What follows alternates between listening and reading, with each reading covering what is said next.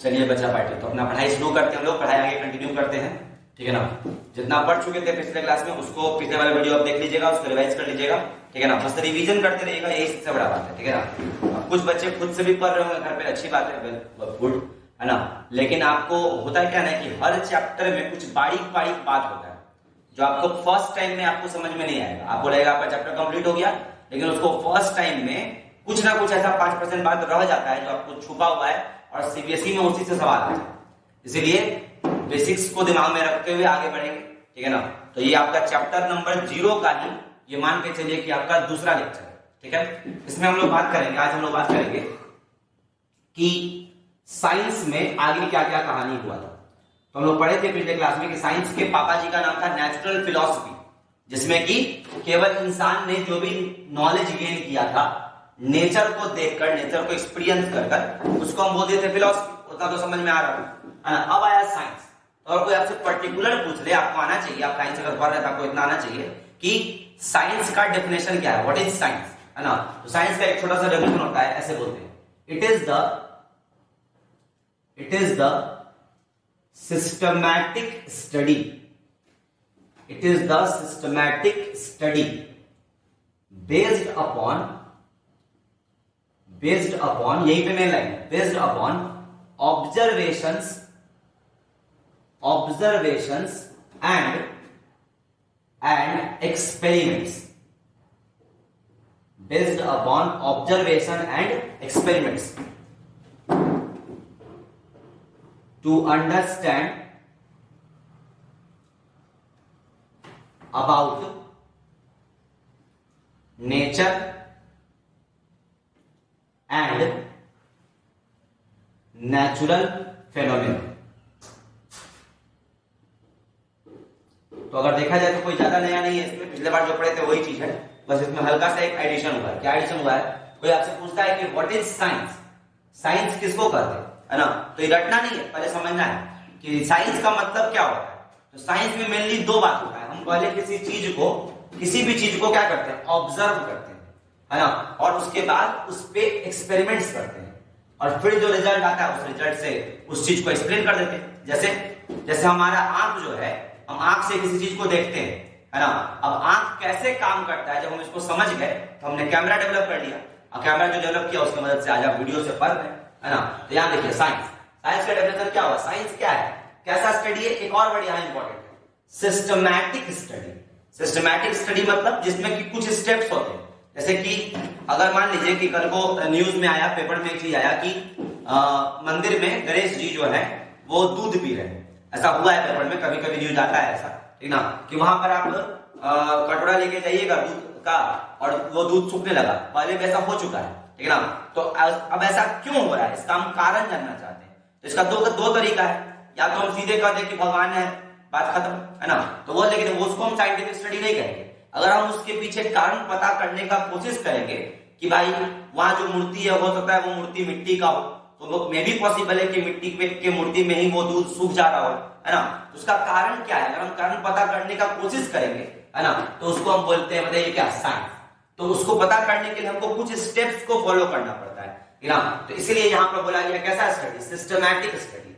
Simple बोल सकते हैं कि इट इज द स्टडी, लेकिन यहाँ स्टडी नहीं बोलते, यहाँ क्या बोलते हैं, सिस्टमैटिक स्टडी। सिस्टमैटिक स्टडी बोलने का मतलब कि जिसमें कुछ स्टेप्स होता है, स्टेप 1, स्टेप 2, स्टेप 3। अब स्टेप्स क्या होता है उसको कहते हैं हम लोग, पिछले बार भी बोले थे, उन स्टेप्स को कहते हैं साइंटिफिक मेथड, उन स्टेप्स को कहते हैं साइंटिफिक मेथड। लेकिन अभी इसके बारे में चर्चा उतना नहीं होगा, बस आप याद रखिए कि साइंस में किसी चीज का जो स्टडी होता है, जैसे एक साइंटिस्ट किसी चीज के बारे में पढ़ता होगा, ठीक है, और एक हम लोग पढ़ते हैं, हम लोग किसी चीज के बारे में सोचते हैं, पढ़ने का बात छोड़िए, जब एक साइंटिस्ट किसी चीज के बारे में सोचता होगा और जब हम किसी चीज के बारे में सोचते हैं तो दोनों में कुछ अंतर होगा कि नहीं होगा। एक नॉर्मल आदमी का सोच और एक साइंटिस्ट का सोच में डिफरेंस होगा, वो जो डिफरेंस है ना वो यही है साइंटिफिक मेथड, है ना। और इसी वर्ड के चलते यहां यूज किया गया है सिस्टमैटिक स्टडी। एक बार पढ़ लिया जाए, क्या बोला गया, science is the systematic study based upon, किस चीज पर बेस्ड है आपका स्टडी, कुछ उसका बेस होगा ना, हर काम का कुछ ना कुछ बेस होता है। तो science is the systematic study based upon observations and experiment. पहले आप क्या कीजिए, ऑब्जर्व कीजिए, फिर आप एक्सपेरिमेंट कीजिए और उसके थ्रू किसको एक्सप्लेन करेंगे, टू अंडरस्टैंड, अंडरस्टैंड के बदले लिख सकते हैं आप to explain about nature and natural phenomena, है ना, कि नेचर में जो भी हो रहा है उसके पीछे कारण क्या है, उसके पीछे लॉजिक क्या है ना।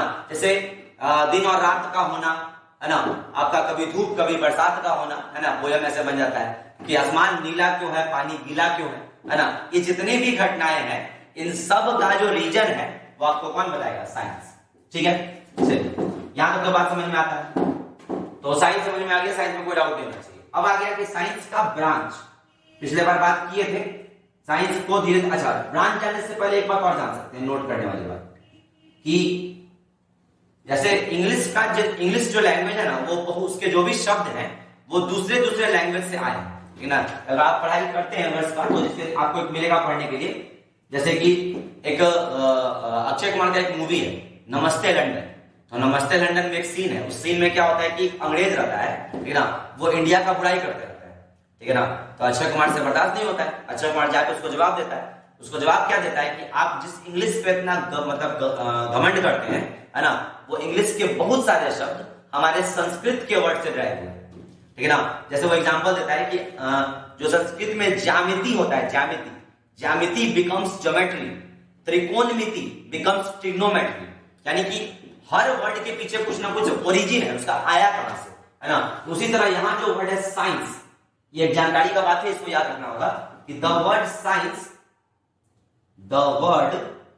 साइंस नाम का जो वर्ड है ना, the word science is derived from, the word science is derived, उत्पन्न हुआ है, derived from a Latin verb, एक वर्ब समझते हैं ना ग्रामर में, वर्ब, लैटिन वर्ब क्या है, वर्ब है साइंसिया,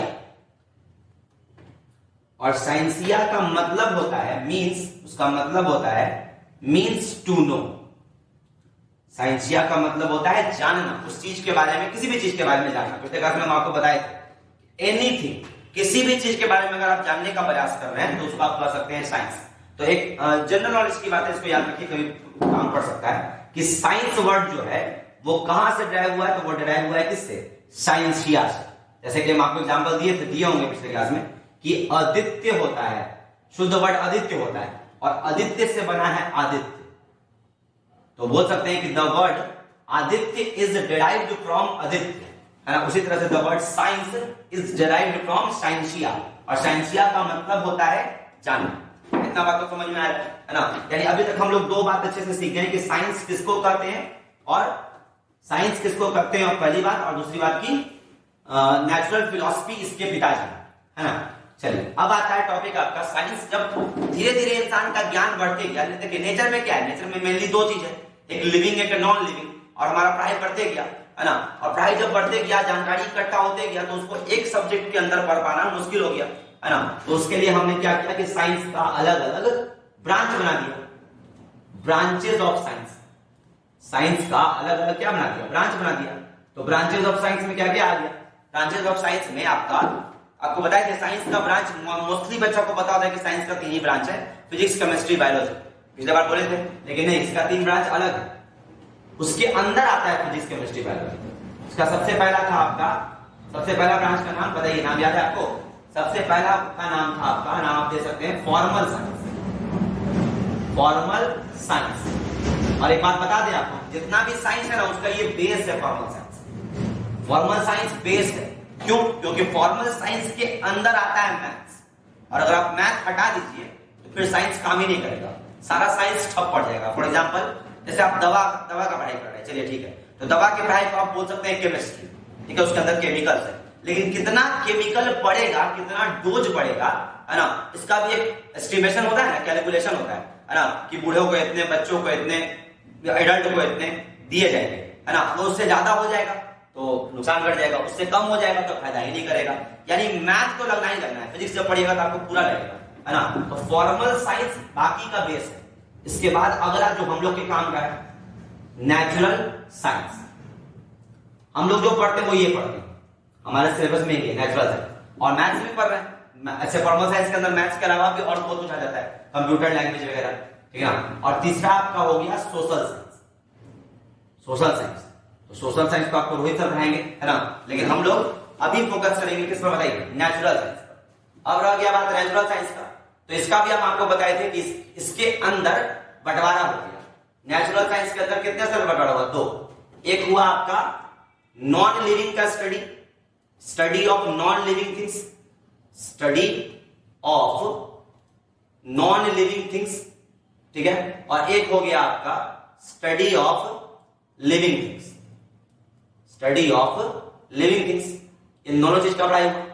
एक हुआ study of non living things, एक हो गया स्टडी ऑफ लिविंग थिंग्स। मालूम है आपको, है ना। नॉन लिविंग थिंग्स के अंदर क्या क्या आ गया, नॉन लिविंग थिंग्स के अंदर दो चीज आ गया मेनली, एक फिजिक्स और एक केमिस्ट्री, है ना। और इसके अंदर क्या क्या आ गया, इसके अंदर आपका आ गया लिविंग थिंग्स को हम क्या बोलते हैं, बायोलॉजिकल साइंस, बायोलॉजिकल साइंस। अच्छा याद होगा, इसको हम लोग फिजिक्स केमिस्ट्री बाद में बोले थे, पहले इसको बोले थे हम लोग फिजिकल साइंस, फिजिकल साइंस। और फिजिकल साइंस के अंदर आ गया था फिजिक्स और केमिस्ट्री, ठीक है। याद हमको याद होगा सबको, चलिए इसको मिटा देते हैं। अब आता है आपका सीधे बात करते हैं हम लोग आज बात करते हैं हम लोग फिजिकल साइंस के फर्स्ट पार्ट। अगर मान लो कोई आपसे पूछा कि what is physical science, physical science, तो क्या कहिएगा, फिजिकल साइंस के बारे में क्या कहिएगा कि it is the branch of, ये ब्रांच है, किसका ब्रांच है, branch of natural science. It is the branch of natural science which deals with the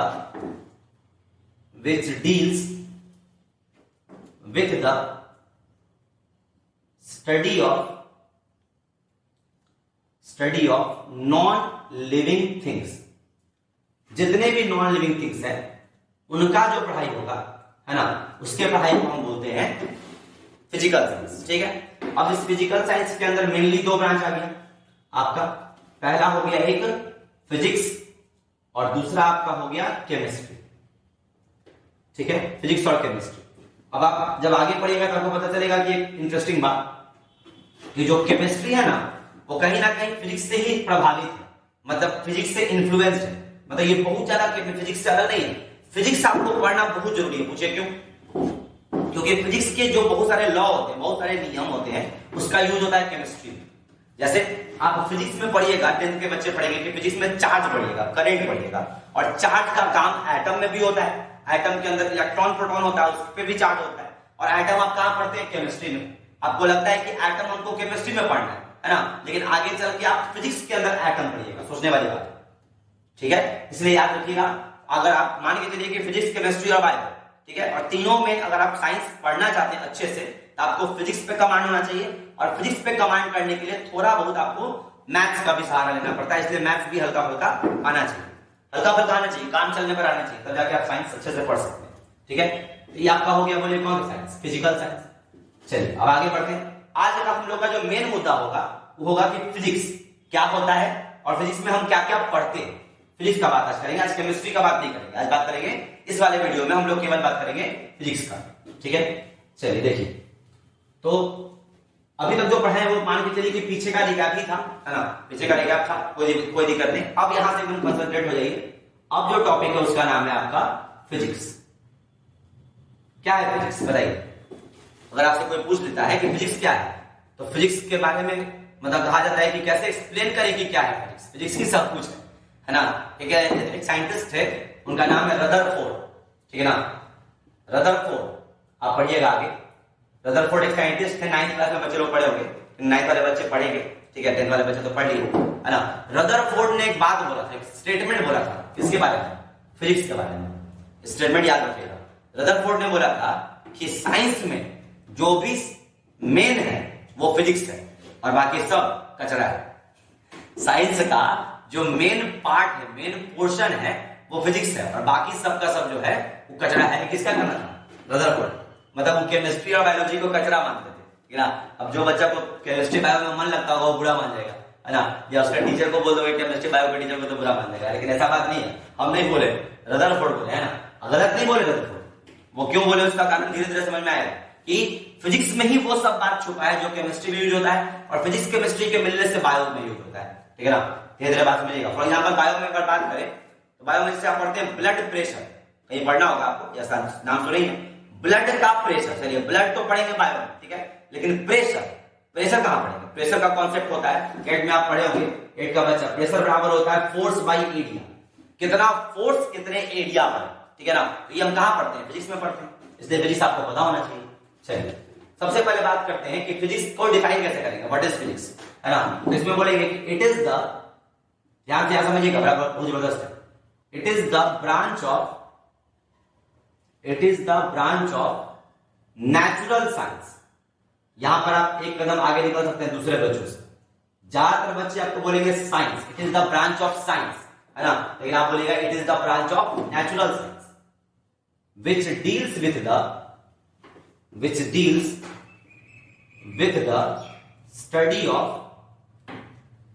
deals with the study of nature, nature ही पढ़ना है यहां पर भी, है ना, मेनली पढ़ क्या है, नेचर पढ़ रहे हैं, nature and natural phenomena, nature and natural phenomena. तो आपको लगेगा सर 3 बार आप एक ही चीज पढ़ा दिए, है ना। नेचुरल फिलोसफी में यही बात बोले थे, साइंस में भी यही बात बोले थे, और फिजिक्स में भी यही बात बोले थे। अरे तो फिजिक्स जो है ये इसका मेन पार्ट है ना, इसलिए इसमें यही बात है। लेकिन अब यहां से चेंज है, nature and natural phenomena mainly related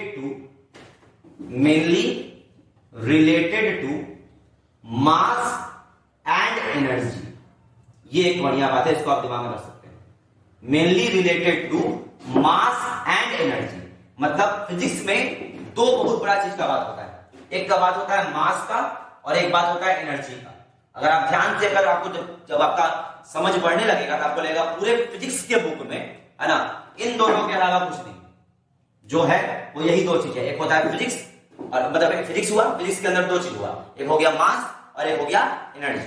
अब मास क्या होता है, एनर्जी क्या होता है, ये धीरे धीरे आपको बात समझ में आएगा। ठीक है, तो कोई अगर आपसे पूछता है कि व्हाट इज फिजिक्स, तो उसको एकदम आराम से बोल देना है ना, कि it is the branch of natural science. ये साइंस का ब्रांच है जिसमें हम पढ़ते हैं किसके बारे में, नेचर के बारे में। ये तो कंफर्म है, साइंस है तो नेचर के बारे में पढ़ेंगे, एंड नेचुरल फेनोमेना। लेकिन मेनली इसमें जो टेक्निकल टर्म है जो इसको अलग करता है बाकी से, केमिस्ट्री से और बायो से, कुछ होगा ना भाई, चलो फिजिक्स में ये खास बात है, केमिस्ट्री में ये खास बात है, बायोलॉजी में ये खास बात है, तभी खास बात होगा तभी ना बांटा गया है। तो बांटने का कारण क्या है, मास और एनर्जी।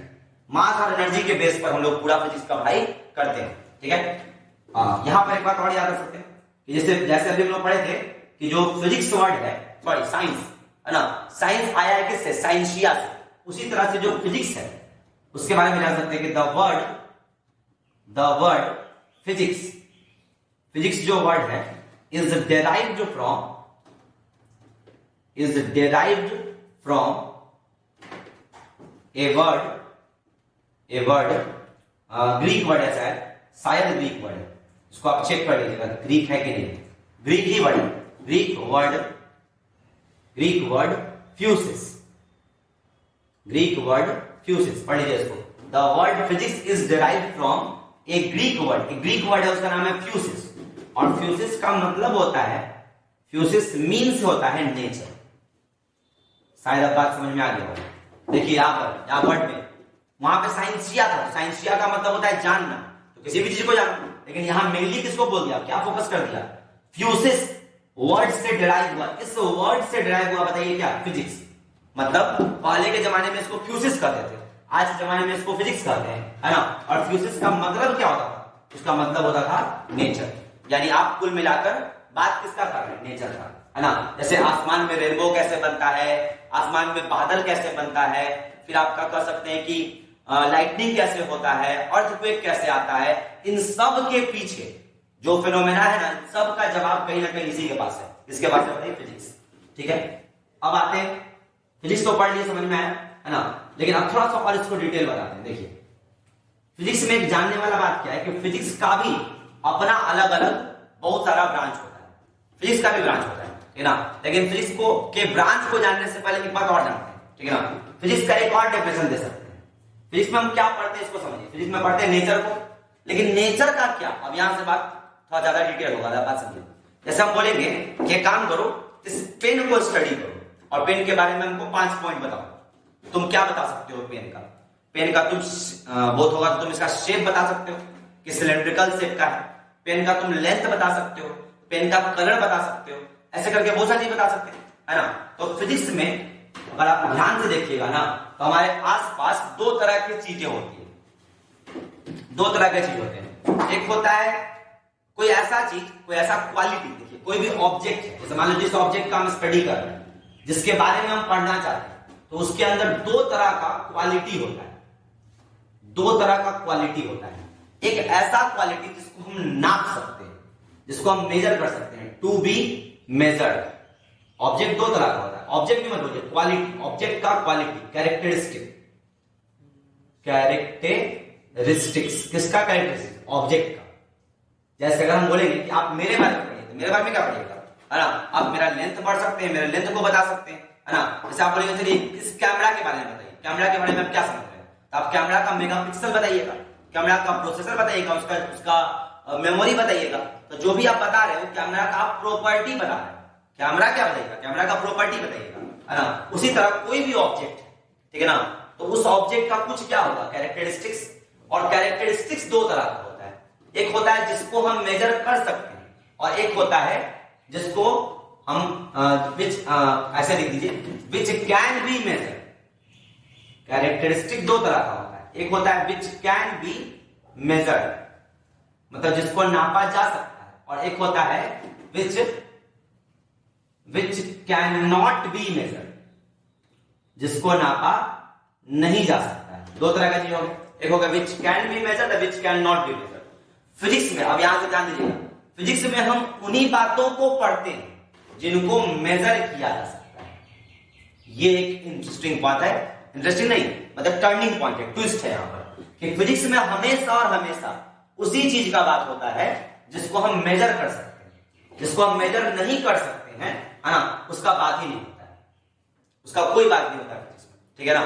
जैसे एग्जांपल समझते हैं, है ना, जैसे कि हम नाप सकते हैं, लेंथ नाप सकते हैं, किसी ऑब्जेक्ट का लेंथ नाप सकते हैं, किसी ऑब्जेक्ट का हम मास नाप सकते हैं। मास मतलब कि उसके अंदर कितना मैटर है, मटेरियल, भारी नहीं है, वेट, मास होता है और एक अलग होता है वेट नाप सकते हैं। हम टाइम बता सकते हैं किसी चीज का, कि कोई घटना हुआ तो उसमें कितना समय लगा, है ना। हम फोर्स बता सकते हैं। ये सब जो भी चीज आप सुन रहे हैं ना, लेंथ, मास, वेट, टाइम, फोर्स, किसी चीज का हम टेम्परेचर बता सकते हैं कि बॉडी का कितना टेम्परेचर है ना। इन सब चीजों को हम मेजर कर सकते हैं, नाप सकते हैं। तो जिन चीजों को नापा जा सकता है उन्हीं को कहते हैं, उन्हीं का स्टडी होता है फिजिक्स में, ठीक है। और इन चीजों को कहा जाता है फिजिकल क्वांटिटी। ये बात दिमाग में रखिएगा, क्या कहते हैं बताइए इसका, फिजिकल क्वांटिटी। यानी अगर कोई आपसे पूछे कि फिजिक्स का क्या डेफिनेशन है, तो फिजिक्स का एक डेफिनेशन ये भी बोल सकते हैं कि it is the study of physical quantity.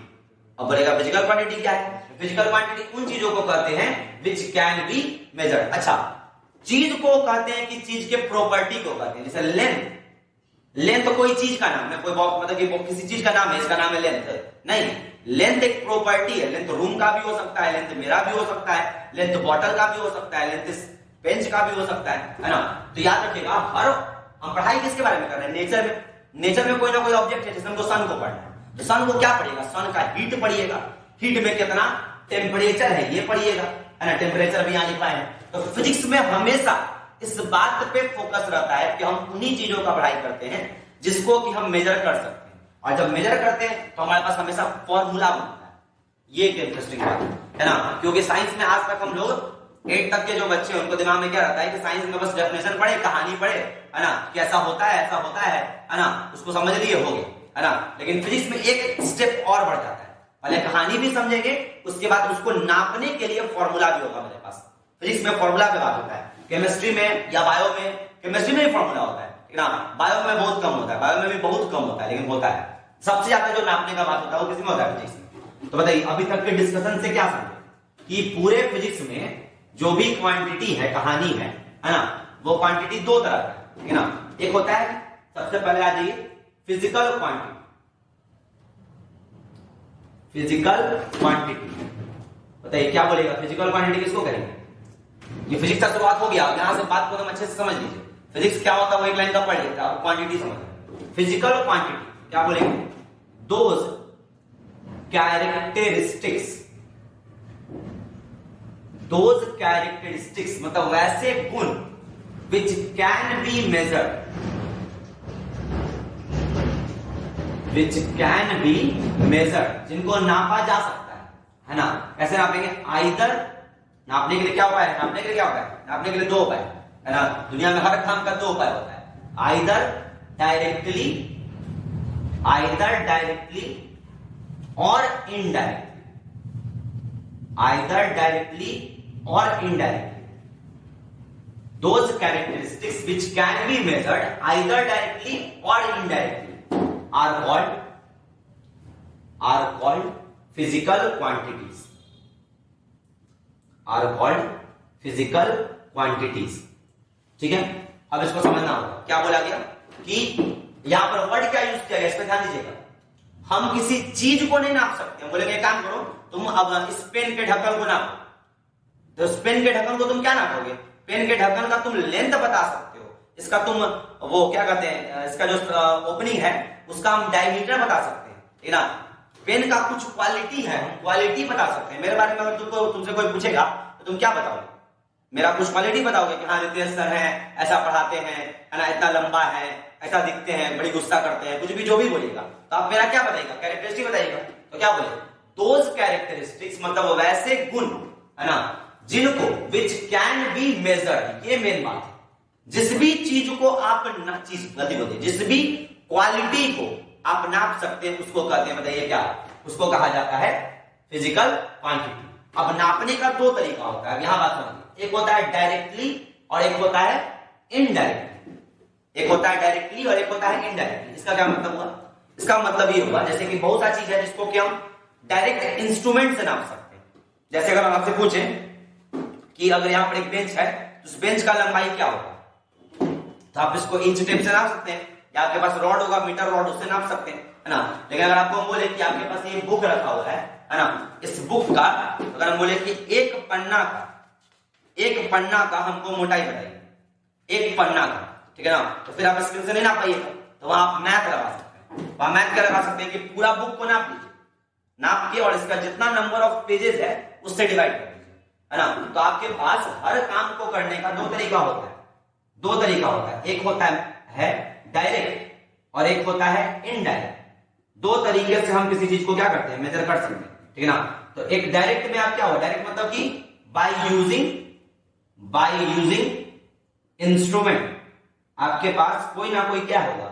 Instrument होगा। उस इंस्ट्रूमेंट के मदद से आप अगर मेजरमेंट कर पा रहे हैं तो उसको कहेंगे डायरेक्ट मेथड। और इनडायरेक्ट मेथड का मतलब होता है जिसमें आप मैथ्स लगाइएगा। क्या लगाइएगा बताइए? मैथ्स, है ना? बाय यूजिंग मैथ्स, ठीक है? अब इसको समझिए। जैसे कि अगर आपसे पूछ दें कि अर्थ से सन का जो डिस्टेंस है वो कितना है, तो कहीं पे आप पढ़े होंगे अर्थ से सन का डिस्टेंस इतना होता है, अर्थ से मून का डिस्टेंस इतना होता है, या नहीं पता तो नेट पे सर्च कर लीजिए। अब सोचने वाला बात ये कि अर्थ से सन का डिस्टेंस नापा कैसे किया होगा? कोई वहां पर फीता लेकर दौड़ तो नहीं किया होगा यहाँ अर्थ से सन की तरफ, है ना? वहां तो पॉसिबल है नहीं। तो उसके लिए हमारे पास बोले क्या है? मैथ्स है, ठीक है ना? मैथ के मदद से हम लोग जो चीज असंभव लगता है जिसको मेजर करना, जैसे एक एटम बहुत छोटा होता है, आंख से भी नहीं दिखता है ना? मतलब आंख या मशीन से भी नहीं दिखता है, इतना छोटा होता है। एक इलेक्ट्रॉन जो बहुत छोटा होता है ना, उसको भी मेजर कर लिया। यहां तक कि हमारा जो पूरा यूनिवर्स है उसका भी साइज लगभग बता दिया गया है यूजिंग मैथ्स, ठीक है ना? जैसे आप पढ़ते होंगे कि पैसिफिक ओशियन इतना गहरा है, प्रशांत महासागर की गहराई और हिमालय की ऊंचाई, है ना? ये सब कैसे नापा गया होगा? नापने का कोई तरीका होगा ना? तो वहां पे डायरेक्ट तरीका तो नहीं होगा, वहां पे क्या होगा? इनडायरेक्ट, है ना? तो मोटा मोटी कहानी क्या बन गया कि फिजिक्स में हम उन्हीं चीजों का पढ़ाई करते हैं जिनको नापा जा सकता है, और जिनको भी नापा जा सकता है उसको कहते हैं फिजिकल क्वांटिटी। अब यहां पर आता है आपका एग्जाम्पल पहले अभी दिए थे आपको। तीन फेमस एग्जाम्पल है, पहला लेंथ, दूसरा मास और तीसरा टाइम। आप मान सकते हैं कि अगर आप 9th में अगर आप पढ़ रहे हैं, 9th के अगर स्टूडेंट है तो आपको यही तीनों से काम चल जाएगा। Length mass time, length mass time, बार बार यही आता रहेगा, लेंथ मास टाइम, ठीक है ना? उसके बाद आगे बढ़िएगा तो आपको मिलेगा, जैसे आप पढ़ते हैं चार्ज पढ़ेंगे हम लोग, चार्ज पढ़ना है आपको 10th, है ना? फिर आप पढ़िएगा करंट, कितना एम्पियर का करंट फ्लो कर रहा है। जैसे घर में जो स्विच होता है आप देखोगे कि दो तरह का स्विच होता है, एक पतला वाला स्विच होता है, एक मोटा वाला स्विच होता है। तो जो पतला वाला स्विच होता है ना उसमें कम एम्पियर का करंट जाता है।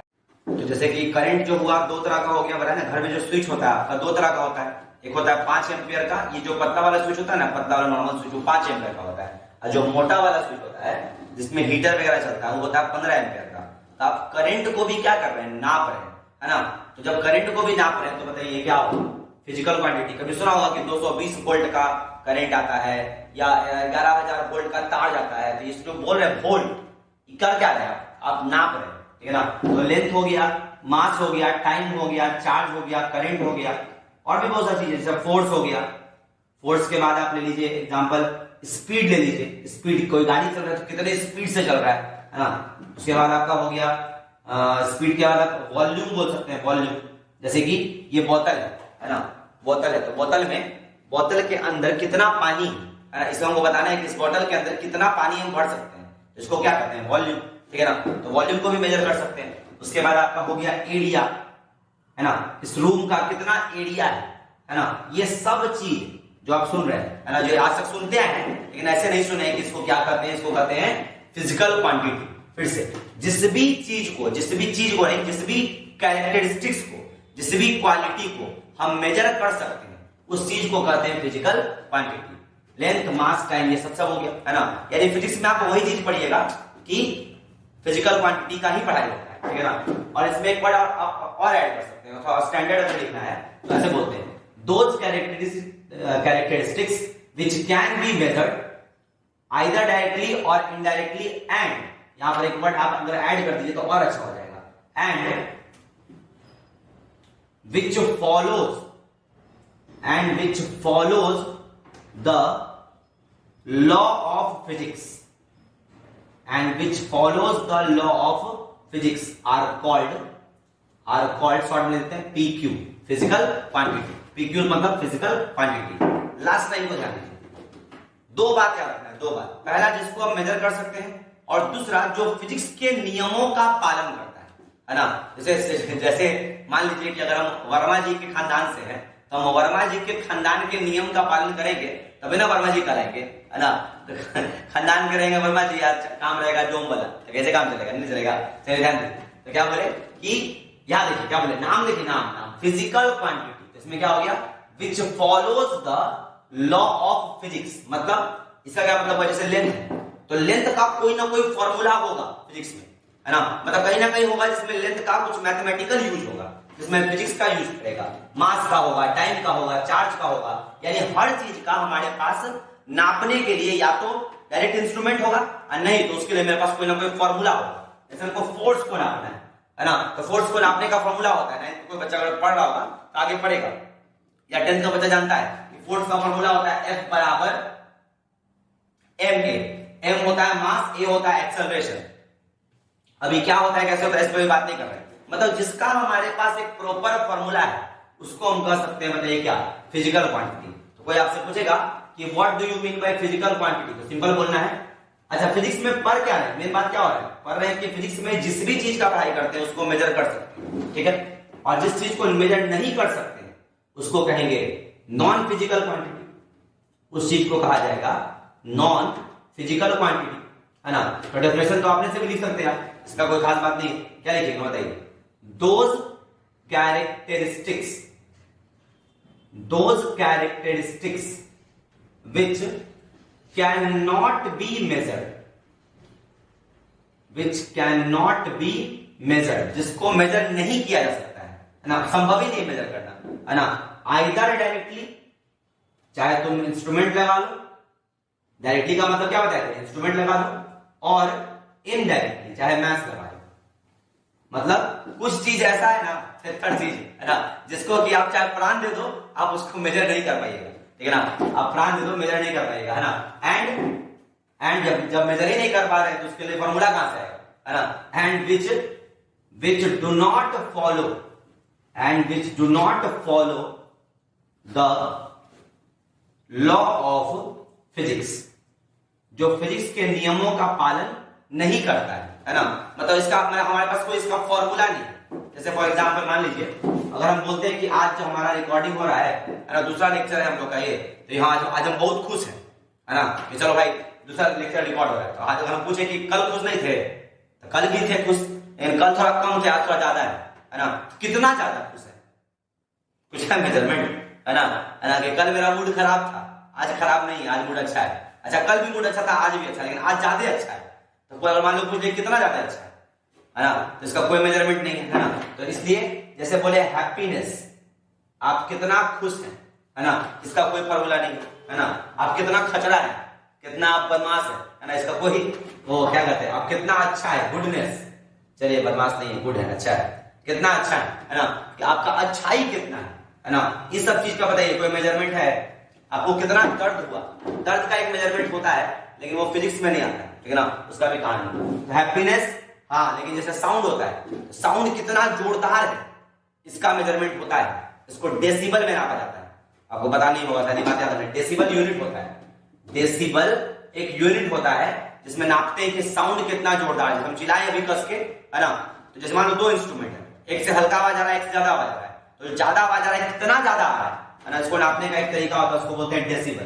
तो सिंपल सा कहानी है, फिजिक्स में उन्हीं चीजों का पढ़ाई होता है जिसको हम मेजरमेंट कर सकते हैं, और जो फिजिक्स के नियम का पालन करता है ना?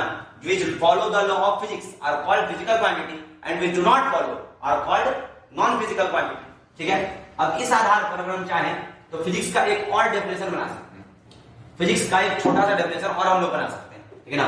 Alternative definition, alternative definition of physics. Physics का एक सटीक डेफिनेशन एक लाइन में, अगर जो बच्चा कोढ़िया बच्चा है ना, जो चाहता है कि ज्यादा मेहनत भी नहीं करना पड़े, काम भी चल जाए, है ना, ऐसा बताइए तो हम एक लाइन में हम बोल दें, है ना? तो बोल सकते हो कि it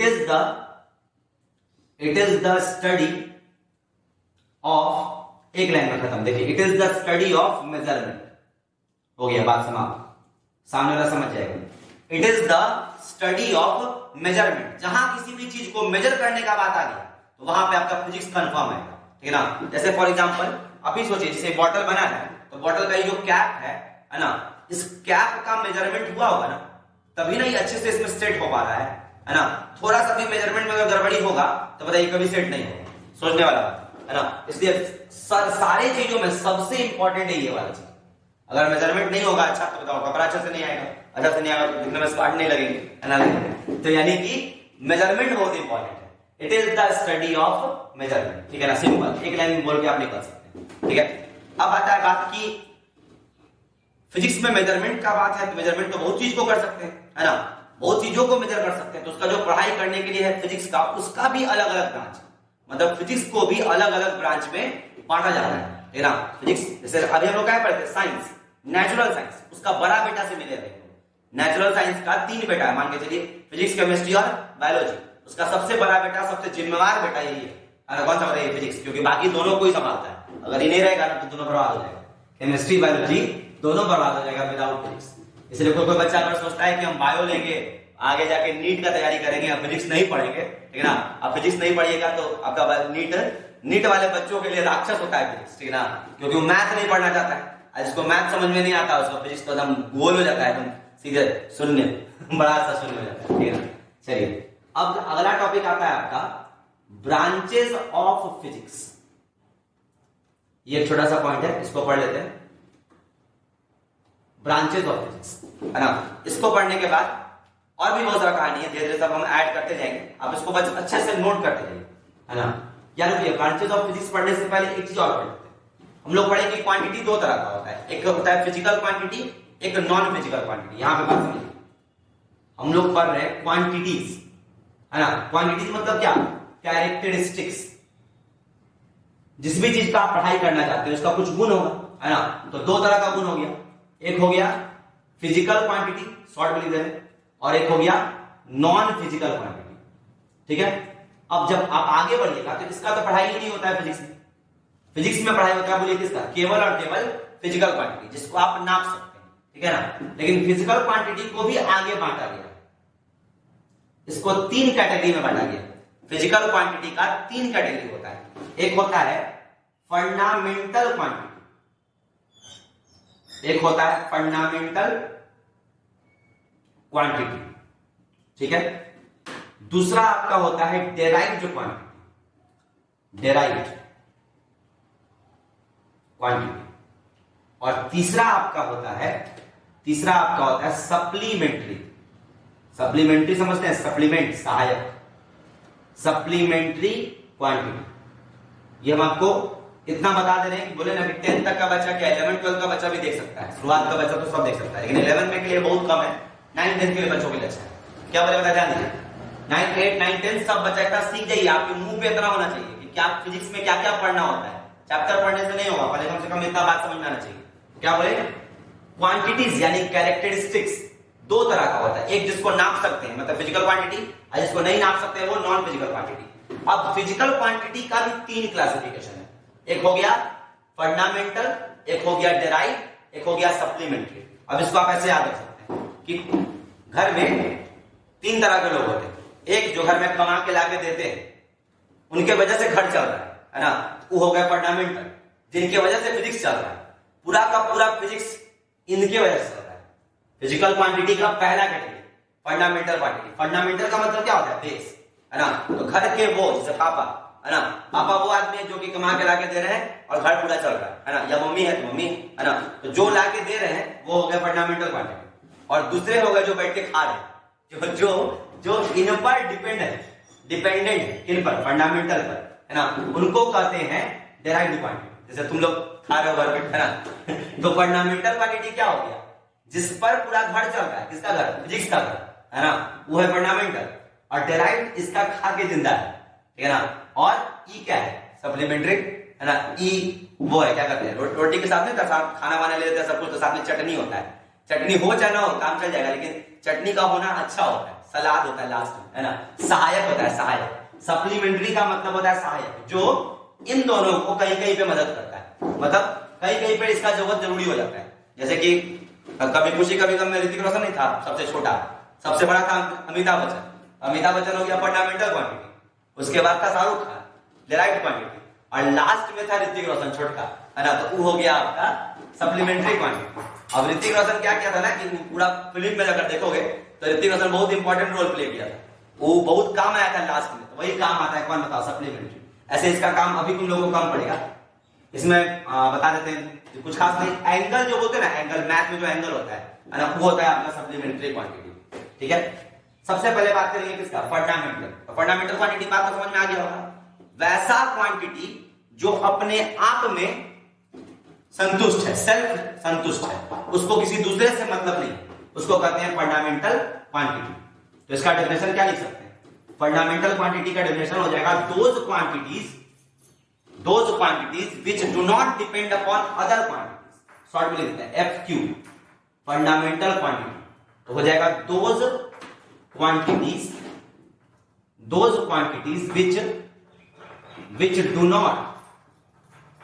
which do not depend upon other quantities, जो किसी दूसरे पे डिपेंडेंट नहीं, are called फंडामेंटल क्वांटिटी। अब इंटरेस्टिंग बात क्या है, सुनो ध्यान से। इंटरेस्टिंग बात यह है कि फंडामेंटल क्वांटिटी पूरे फिजिक्स में, जब भी तुम फिजिक्स पढ़ोगे, है ना, उस पूरे फिजिक्स में मात्र 7 फंडामेंटल क्वांटिटी है। There are 7 fundamental quantity. Note करने वाली बात क्या है कि केवल 7 फंडामेंटल क्वांटिटी है। जैसे इंग्लिश पढ़ते हैं ना हम लोग, तो इंग्लिश में मात्र 26 लेटर है। अगर 26 लेटर की ही मदद से ना पूरा इंग्लिश बना है ना, तो वही 26 लेटर क्या हो गया, फंडामेंटल, वो फंडामेंटल हो गया। अब उस 26 लेटर से तुम जो वर्ड बनाते हो ना, A for Apple, A for and, वो हो गया डेराइव, ठीक है ना। और जो full stop, comma, question mark सब जो पढ़ते हैं, ये हो गया सप्लीमेंट्री। तो ऐसे भी बांट सकते हो दिमाग में रखने के लिए। तो फिजिक्स में आपका 7 फंडामेंटल क्वांटिटी है, 7 एकदम जड़ है, ये तो होना ही हर जगह होगा, ठीक है ना। बाकी सब इसी का बाल बच्चा है, ठीक है ना। तो सबसे पहला हो जाएगा आपका होता है लेंथ, एकदम फेमस लेंथ, बार बार आएगा, हर चीज के अंदर कहीं ना कहीं लेंथ छुपा रहेगा, ठीक है ना। दूसरा मास, और तीसरा टाइम। तो ये तीनों तो आधा से ज्यादा यही तीनों देख लेगा, लेंथ, मास और टाइम, ठीक है ना। एकदम समझो कि 3 मेन है, सचिन, सहवाग, गांगुली, ठीक है ना। तुम लोग पता नहीं पहचानता है कि नहीं, नया जनरेशन का बच्चा सब है। तो लेंथ हो गया, मास हो गया, टाइम हो गया, है ना। जहां इन लोग से नहीं समझेगा वहां कुछ लोग और आएगा, वहां आएगा करंट, 10th का बच्चा खुश हो गया होगा, करंट। कोई व्हाट इज करंट, अरे कोई पूछे तो 10th का बच्चा हो तो स्टैंड अप बोलना, current is one of the 7 fundamental quantity in physics, है ना। क्या बोला, current is the one of the 7 fundamental quantity in physics, ये भी बोल सकते हैं, कितना बढ़िया हो गया। तो लेंथ हो गया, मास हो गया, टाइम हो गया, करंट हो गया। करंट के बाद आता है टेम्परेचर। इसको लाइन से नहीं रखना है, बस जैसे याद रहे 7 याद कीजिए, ये तीनों को शुरुआत में रखना, बाकी जिसको रखना है करंट, टेम्परेचर। टेम्परेचर के बाद आ जाएगा आपका अमाउंट ऑफ सबस्टांस। अब देखो यहां से प्रूफ हो जाएगा कि केमिस्ट्री इज द छोटा भाई of physics. Amount of substance, इसको बोलते हैं मोल। अब मोल बच्चा पढ़ता है केमिस्ट्री में, मोल कंसेप्ट कहां पढ़ता है, केमिस्ट्री में, लेकिन अभी कहां पढ़ रहे हैं हम लोग, फिजिक्स में। अमाउंट ऑफ सबस्टांस, और लास्ट आपका हो जाता है ल्यूमिनस इंटेंसिटी। ये एक नया चीज है, ये आपको अभी नहीं मिलेगा, अभी क्या 11-12 में भी नहीं मिलेगा, ल्यूमिनस इंटेंसिटी, लेकिन नाम पता होना चाहिए। ल्यूमिनस का मतलब होता है लाइट, ठीक है ना, और इंटेंसिटी का मतलब होता है चमक। कभी सोचे हो घर में 2 बल्ब है, ठीक है, एक 100 वाट का बल्ब है और एक मान लो 100 नहीं, मान लो एक 20 वाट का बल्ब है, वो 40 वाट का बल्ब है। अब जो 40 वाट का बल्ब है वो ज्यादा लाइट करेगा, उसका लाइट का चमक ज्यादा होगा, है ना, और एक का लाइट का चमक कम होगा। तो कितना कम चमक है, इसको कैसे नापेंगे, इसको नापने के लिए कुछ होना चाहिए ना, तो उसके लिए हमारे पास बोलो क्या है, ल्यूमिनस इंटेंसिटी, है ना।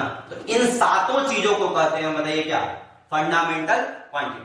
अच्छा एक बात, इन सब को नापेंगे, लेंथ को, ऐसे लेंथ को नापना है तो नापने के लिए कुछ यूनिट होना चाहिए, एक यूनिट होता है ना, यूनिट में बात करेंगे अलग से, है ना। अभी समझिए फंडामेंटल क्वांटिटी, जैसे लेंथ नापना है तो मीटर में नापेंगे, है ना। कोई बच्चा बड़ा सा सेंटीमीटर नहीं चलेगा, वो भी तो होता है ना। तो सेंटीमीटर भी चलता है, लेकिन जो स्टैंडर्ड है, जो पूरे वर्ल्ड में एक्सेप्टेड है ना, वो लेंथ के लिए क्या है, मीटर। मीटर से पैदा किया है सेंटीमीटर, याद रखने बात पढ़ेंगे हम लोग। फिर हो गया मास, तो मास के लिए होता है केजी।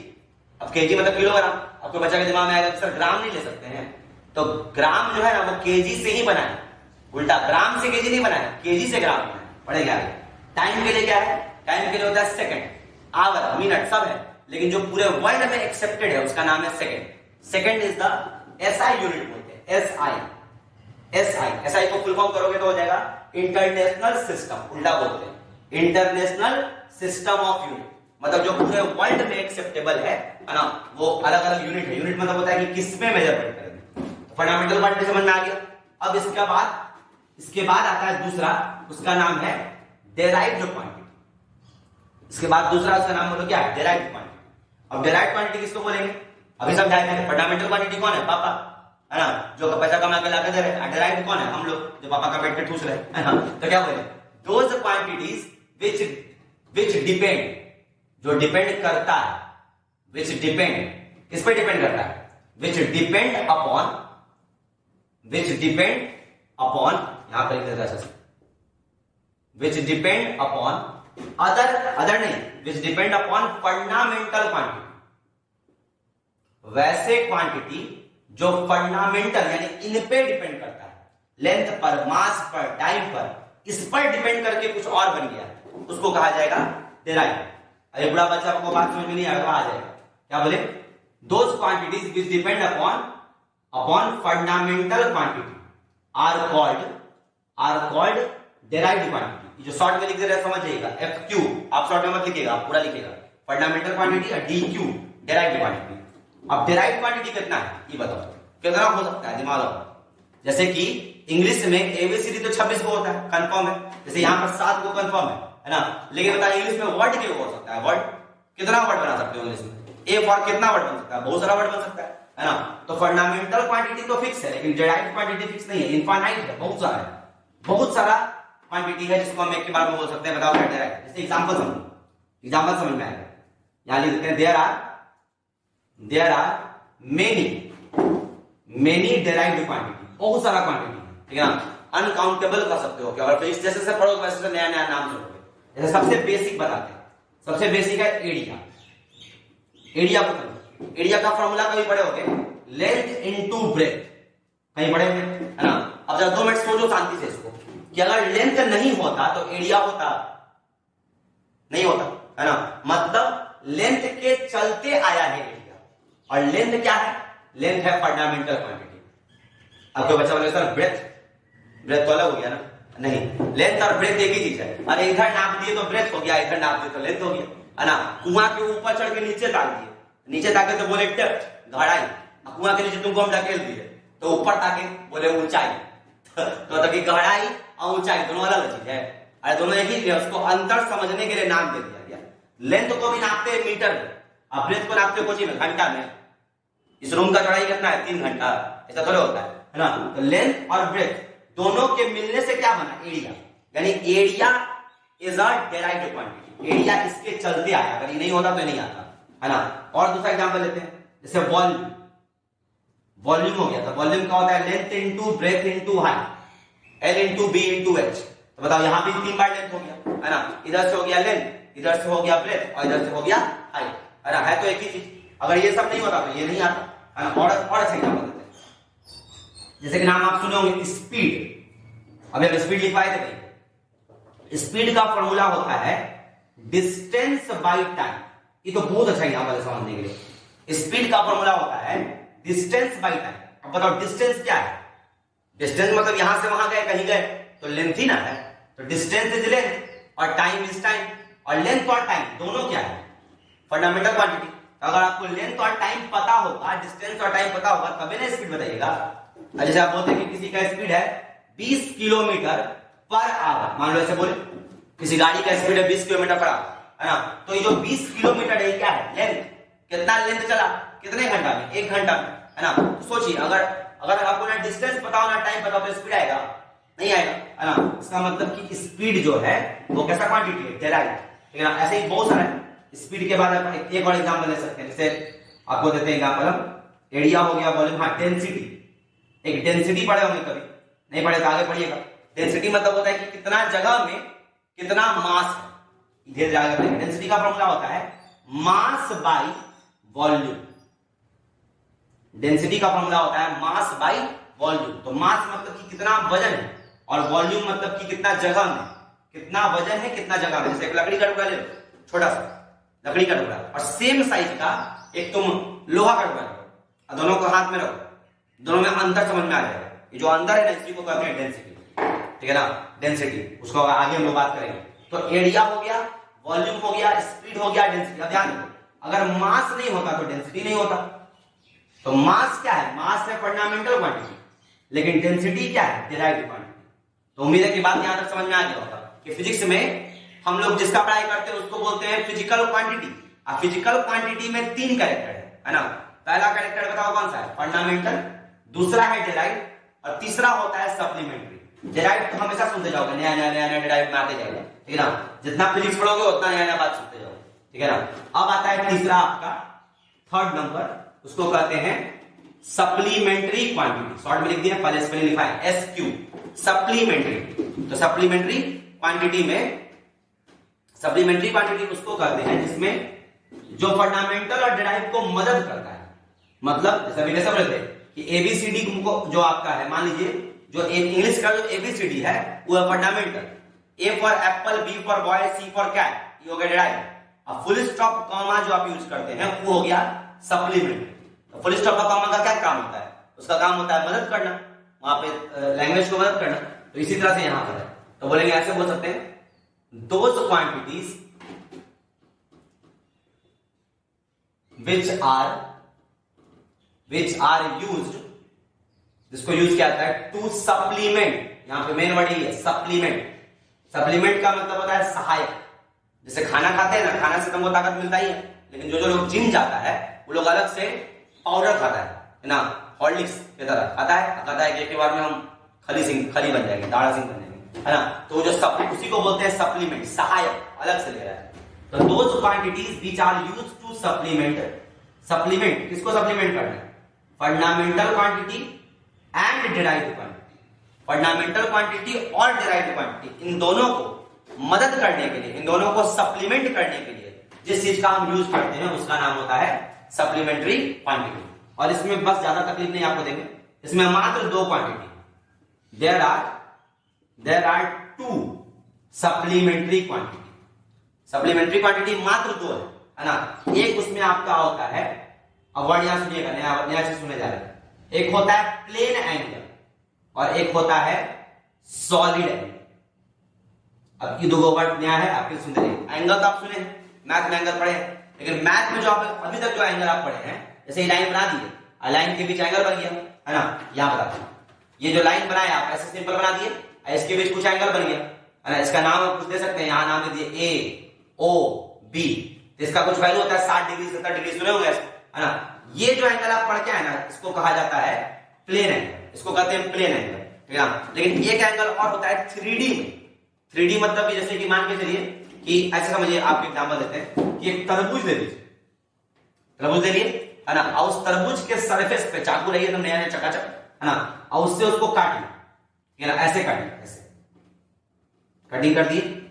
इस कटिंग को ले जाइए एकदम सेंटर तक, जहां उसका सेंटर होगा, तो क्या यहां बीच में कुछ एंगल नहीं बनेगा? इसको टुकड़ा को अलग अलग कर दिया जाए तो इसके सेंटर पर बीच में यहां कुछ एंगल बन रहा होगा, नहीं बन रहा है ना, उसको कहते हैं सॉलिड एंगल। जैसे एग्जांपल समझने के लिए आप यहां पे समझ सकते हैं कि मान लीजिए इस रूम का 4 कोना है, 1 2 3 4। अब इस चारों कोना को मिलाने से, मन में सोचो, मन में सोचो है ना, या और अच्छा एग्जांपल देते हैं, इसे भी सिंपल देते हैं। कोन देखे ना, कोन, कोन बर्थडे वाला जो कोन होता है, कोन को उल्टा कर दीजिए, कोन को ऐसे कर दीजिए, यहां देखिए कोन को ऐसे रखिए, ये आपका कोन हो गया, ठीक है ना। यहां पर बताइए कुछ एंगल बन रहा है कि नहीं बन रहा है, सोचने वाला बात।